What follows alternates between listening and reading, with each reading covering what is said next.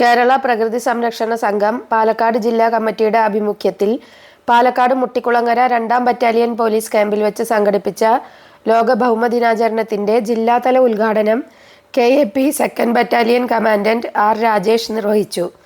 പാലക്കാട് ജില്ലാ സെക്രട്ടറി പ്രദീപ് ചെറുവാശ്ശേരി അധ്യക്ഷത വഹിച്ച ചടങ്ങിന് പ്രകൃതി സംരക്ഷണ സംഘം സംസ്ഥാന സെക്രട്ടറി N ഷാജി തോമസ് മുഖ്യപ്രഭാഷണം നടത്തി. പ്രകൃതി സംരക്ഷണ സംഘം പാലക്കാട് ജില്ലാ കോർഡിനേറ്റർ P അബ്ദുള്ള പത്തംകുളം പദ്ധതി വിശദീകരണം നടത്തി. ഭൂമി വെന്തുരുകിക്കൊണ്ടിരിക്കുന്ന ഈ കാലഘട്ടത്തിൽ ആശ്രയവും അഭയവുമായി യഥാർത്ഥ അനുഗ്രഹമായി നമുക്ക് മുന്നിൽ തണൽ ഒരുക്കുന്നത് മരങ്ങളാണ് എന്നും മരം ഒരു വരമാണ് എന്നും കമാൻഡന്റ് R രാജേഷ് അഭിപ്രായപ്പെട്ടു.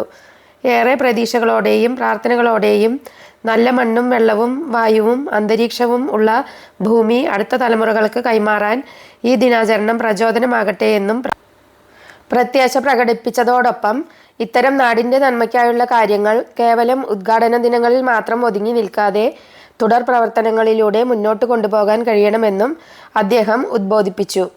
ഭൗമദിനാചരണത്തിന്റെ ഭാഗമായി അങ്കണത്തിൽ വൃക്ഷത്തൈ വച്ചുപിടിപ്പിച്ചു. കൊടുംവേനലിൽ ദാഹിച്ചു വലയുന്ന പറവകൾക്ക് ദാഹജലം നൽകാനായി സ്നേഹ തണ്ണീർക്കുടം സ്ഥാപിച്ചു.